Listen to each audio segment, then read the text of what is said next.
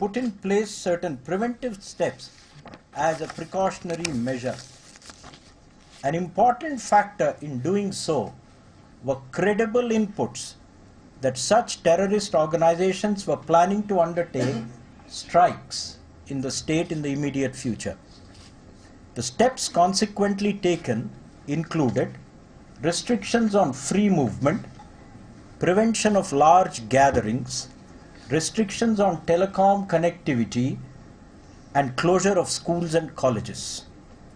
A few preventive detentions of individuals were also made in accordance with the provision of law to maintain law and order and avoid breach of peace. Similar measures have had to be taken in the past also following violent incidents. This time, these measures have been taken by way of precaution only, keeping the safety and well-being of public at large. At the same time, steps were taken that there was no shortage of essential supplies. Medical facilities and hospitals continued to function. Electricity, water supply, and sanitation services are maintained. Pilgrims going on Hajj and returning from Hajj were specifically facilitated, and people associated with providing all these services have free movement. Periodically, there were relaxations in some of these restrictions to enable people to come out for their daily requirements.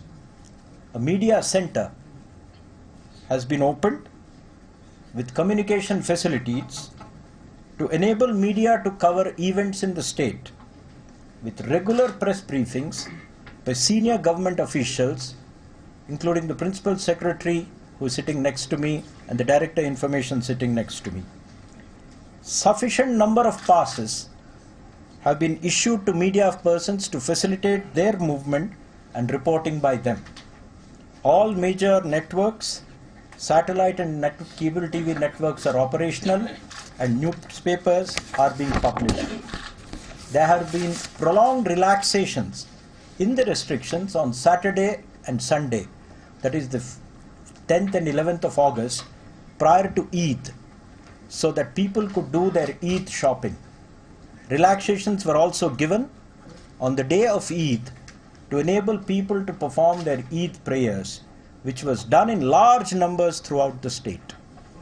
There were provisions to enable people to go around and meet their friends and relatives and exchange Eid gifts. However, some restrictions were required on 14th and 15th of August in view of Independence Day celebrations yesterday, for which the terror threat perception was certainly greater, particularly in the light of the statements from across the border, which most of you have seen. As things stand today, 12 of the 22 districts are functioning normally, with some limited restrictions in 5 of these. The measures put in place have ensured that there has been not a single loss of life. I repeat, there has not been a single loss of life or serious injuries to anyone during the course of maintaining peace and order. We have prevented any loss of human life despite concerted efforts by terrorist organizations, radical groups, and continuing efforts by Pakistan to destabilize the situation. Keeping in view the evolving situation, as well as the cooperation of the people in maintaining peace, we are now taking measures to ease the restrictions in a gradual, calibrated manner. After today's Friday prayers, which the immediate reports have gone off quite peacefully right through the state, there would be an easing of restrictions in the next few days in an orderly way. Schools will be opened after the weekend, area-wise, so that children's studies do not suffer.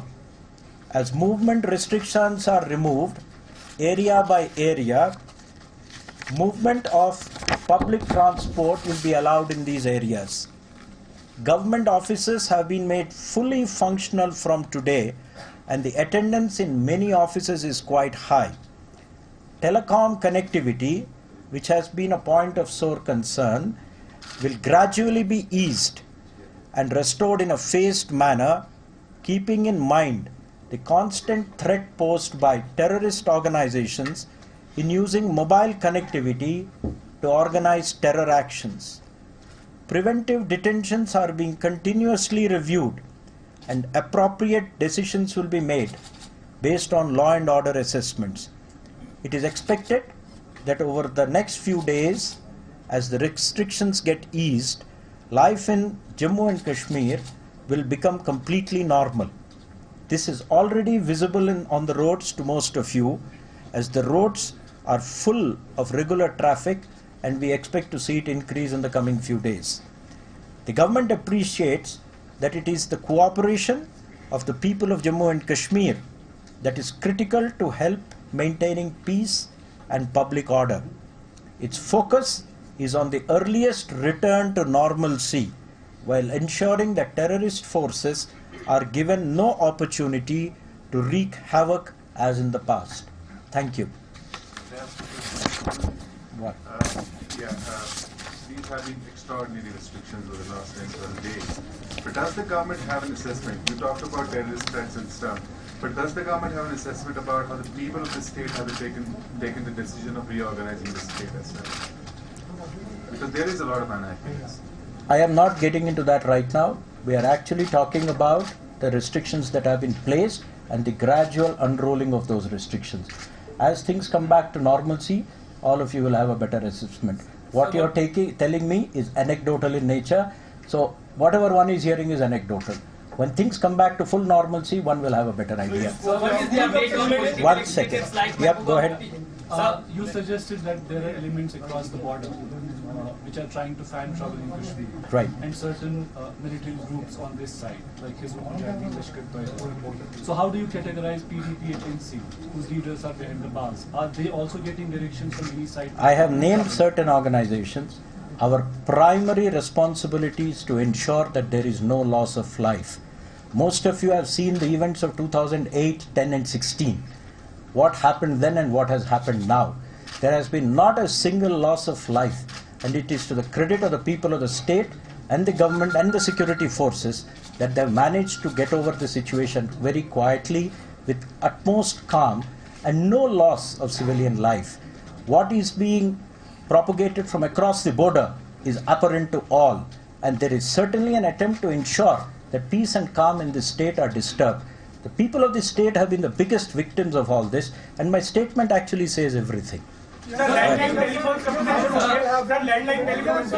Okay, since you asked me about telephone lines, you will see a gradual restoration from tonight and tomorrow onwards. You will find a lot of Srinagar functioning tomorrow morning. BSNL takes a couple of hours to get back to action. Exchange by exchange, they'll be switching it on. Over the weekend, you will have most of these lines functional. I'll stop. Please, that's it. Thank you.